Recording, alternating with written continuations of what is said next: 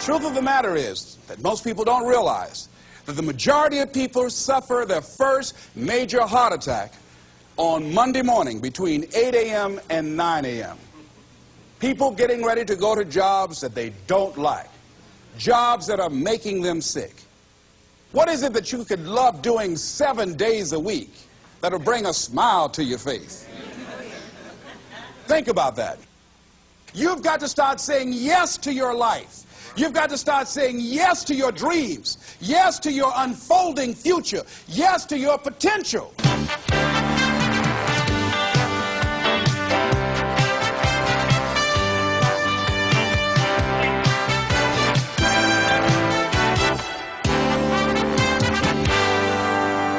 Les Brown's business is changing lives. He touches thousands of people each year. He talks to Fortune 500 companies and to personal development groups about how to find success and fulfill your dreams. In essence, his best message is himself, because Les Brown knows what it is to have come up the hard way. Les and his twin brother were adopted at the age of 6 weeks by Miss Mamie Brown, a single woman with little money and a big heart. The boys grew up in the low-income area of Liberty City outside Miami, Florida. In the 5th grade, Les was mistakenly labeled EMR, educably mentally retarded, and he became a child nobody thought would amount to anything. After making it through high school, Les set out to prove them wrong. He started on the radio, moved to Ohio, and made himself a local star as a fast-talking disc jockey. He soon became an influential community spokesman. Then he ran for the Ohio State Legislature, where he served 3 terms and became chairman of its Human Resources Committee. Les Brown is now a nationally acclaimed motivational speaker who's taught thousands of people the techniques he's used to overcome the obstacles he's faced in his own life.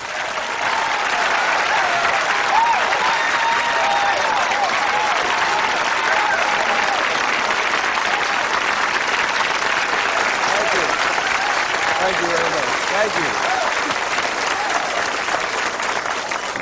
you. You guys look like you're ready.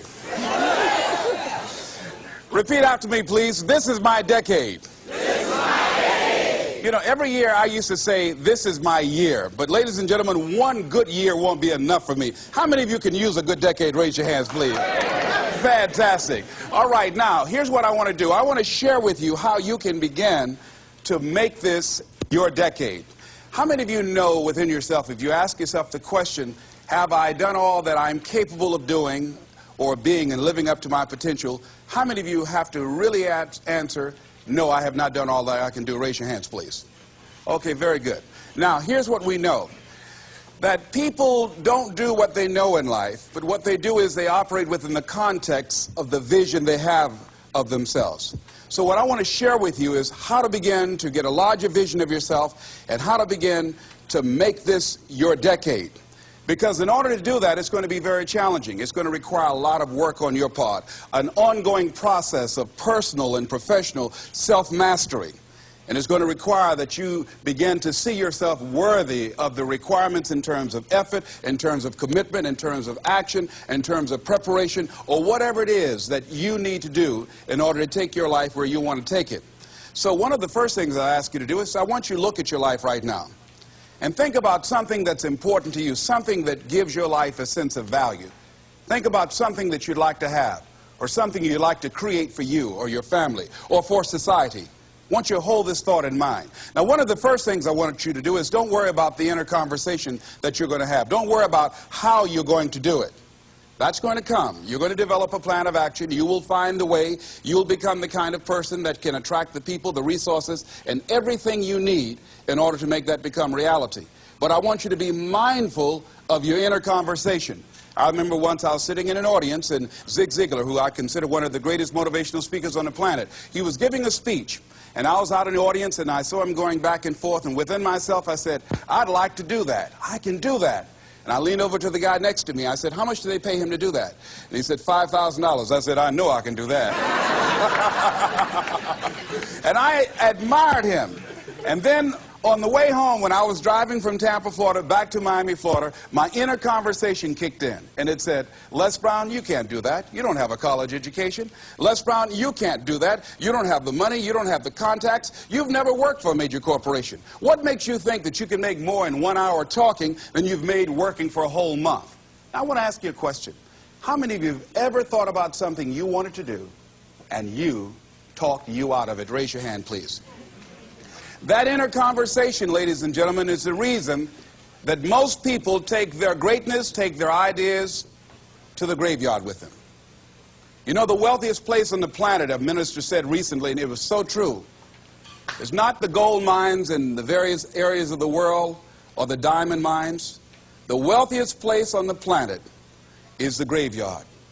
Because in the graveyard we will find inventions that we never ever were exposed to.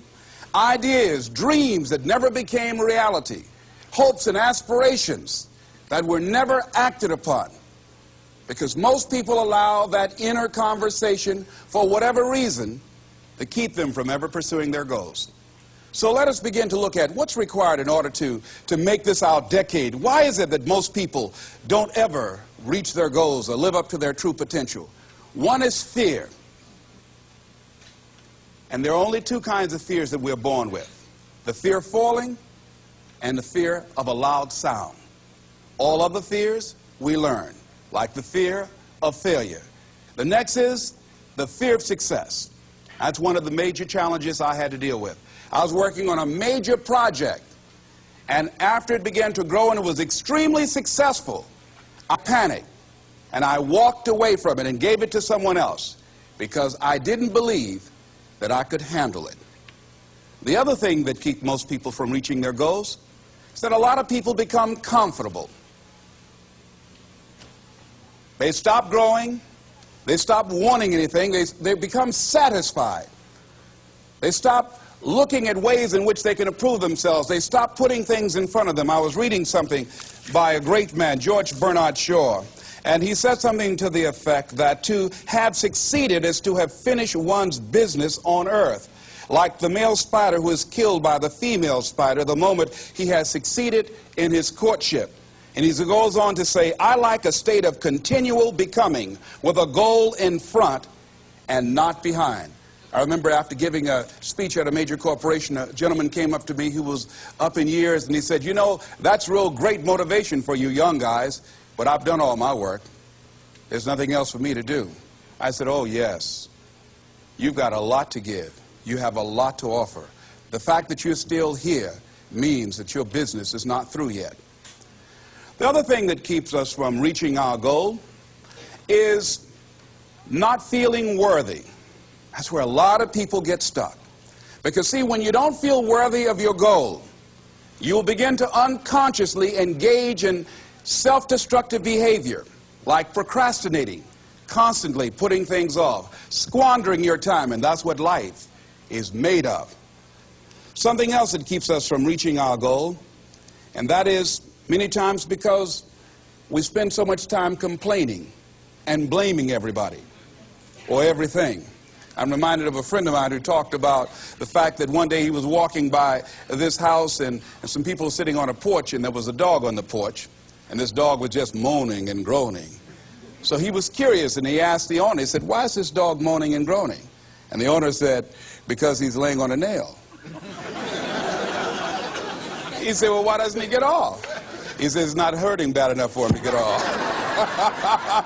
How many of you